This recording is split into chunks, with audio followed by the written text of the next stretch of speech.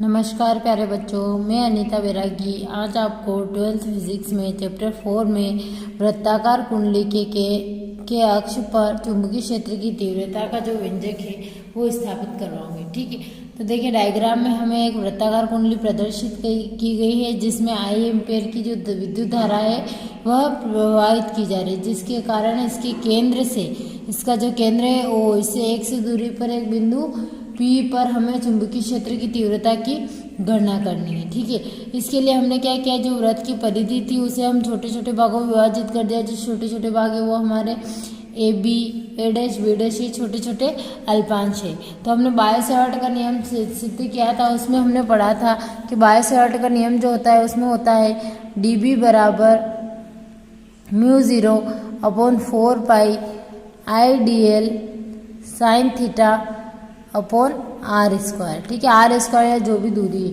ठीक है, तो अब देखिए इसमें जो हम पहला अल्पांश लेंगे वो होगा हमारा अल्पांश ए बी, और अल्पांश ए बी के कारण हम निकालेंगे पी पर तीव्रता। तो अल्पांश ए बी के कारण पी पर तीव्रता। ठीक है, तो इसे हम लेंगे डी बी बराबर μ0 अपॉन 4 पाई आई अल्पांश है हमारा डी एल। ठीक है, ए से बी की जो अल्पांश की दूरी है वो हमारी डी एल है, और साइन का मान रखेंगे हम 90 डिग्री, और बटे में जो दूरी है हमारे आर स्क्वायर की जो हमारी दूरी है ए बी से पी तक की वो है हमारी वाई, तो इससे हम लिखेंगे वाई स्क्वायर।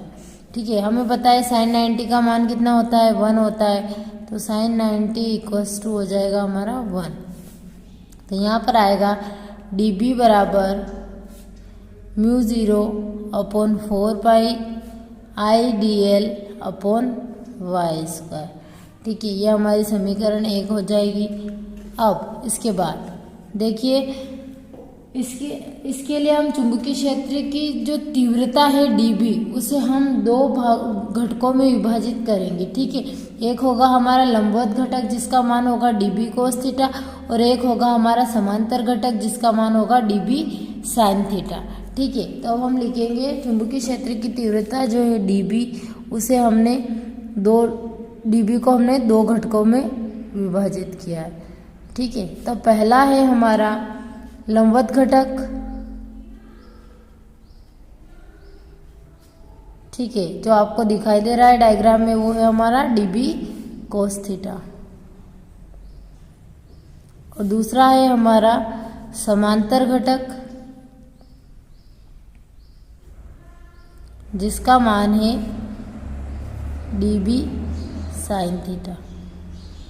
ठीक है, ये हमारे दोनों घटक हो गए। चूंकि dB कोस थीटा की जो दिशा है परस्पर विपरीत है, एक ऊपर की साइड है एक नीचे की साइड है। ठीक है, एक इस डायरेक्शन में एक इस डायरेक्शन में, दोनों किसे विपरीत है। विपरीत होने के कारण ही एक दूसरे के प्रभाव को क्या कर देते हैं, नष्ट कर देते हैं। किंतु dB साइन थीटा जो है वो उसकी दिशा परस्पर कैसी है, कुंडली के समांतर है, और समांतर होने के कारण ये आपस में जुड़ जाते हैं। तब बिंदु P पर संपूर्ण कुंडली के कारण परिणामी तीव्रता।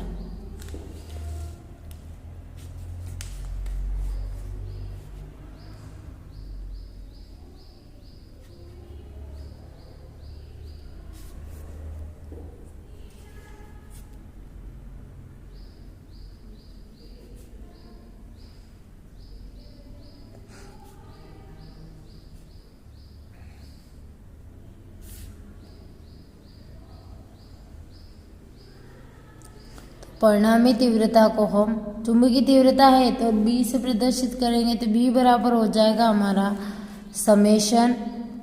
ठीक है, संपूर्ण के लिए, और dB sine theta. dB cos theta की दिशा एक दूसरे के विपरीत होने के कारण एक दूसरे के प्रभाव को समाप्त कर देता है। अब समीकरण 1 में हमारे पास dB का मान है, तो B बराबर summation μ0 upon 4 pi IDL upon Y square into sine theta. ठीक है, तो अब देखिए μ0 upon 4 pi into I sine theta upon Y square जो है ये तो हमारा बाहर निकल जाएगा, और समेशन होगा हमारा dl का।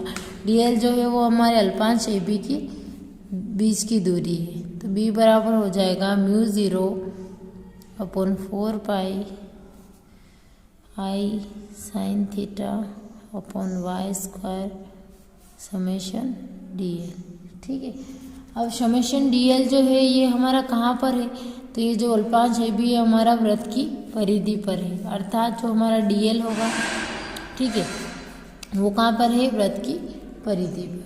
तो हमारी अगली स्टेप होगी B बराबर μ0/4 I sin theta upon y square into वृत्त की परिधि, और वृत्त की परिधि का हमें सूत्र बताया वो होता है 2πr, ठीक है। तो हमारी अगली स्टेप हो जाएगी B बराबर μ0/4 I sin theta upon y square into 2π, ठीक है। तो हमारी जो अगली स्टेप होगी वो अगली स्टेप होगी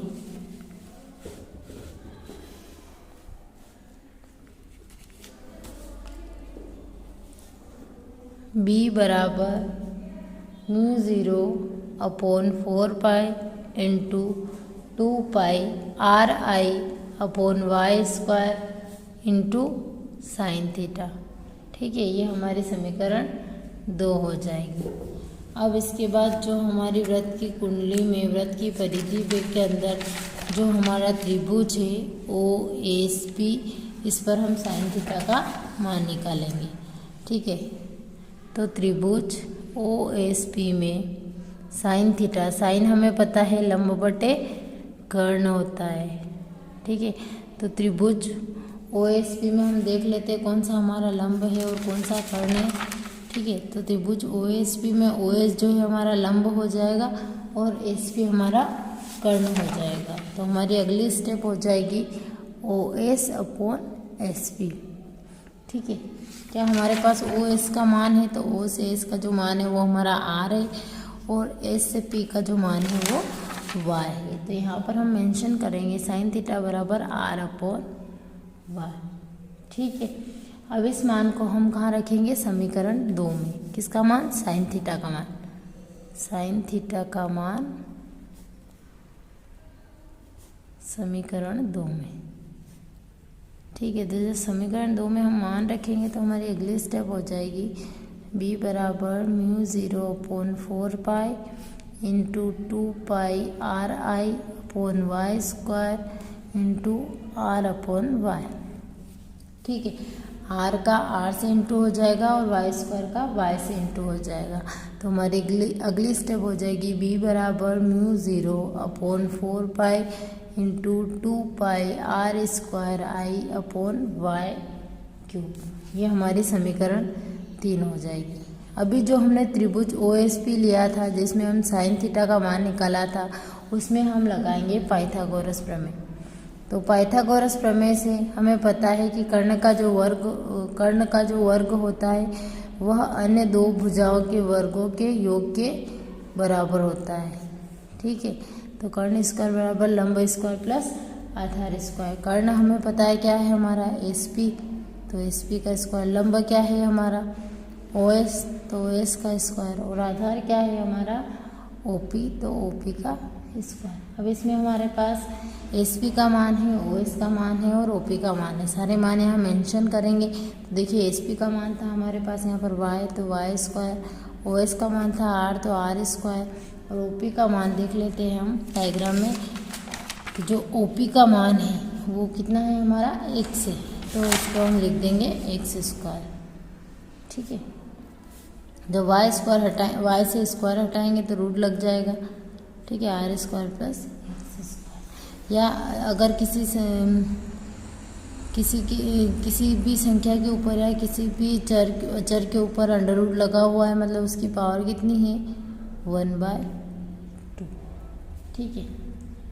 अब ये जो y का मान है हम इसे समीकरण 3 में रखेंगे, ठीक है। तो y का मान समीकरण 3 में रखने पर, ठीक है। तो जब y का मान हम समीकरण 3 में रखेंगे तो हम देखेंगे कि b बराबर μ0/4 इंटू 2πR² I अपन बटे में हो जाएगा R² प्लस एक्स स्क्वायर की पावर 1/2 और हमें समीकरण 3 में दिखाई दे रहा है वाई का क्या है क्यूब, तो 1/2 और 3 का आपस में गुणा हो जाएगा, तो b बराबर हो जाएगा μ0/4 ठीक है into 2πr²i/r² plus x square की पावर 3/2 और इसका मात्रक होता है टेस्ला।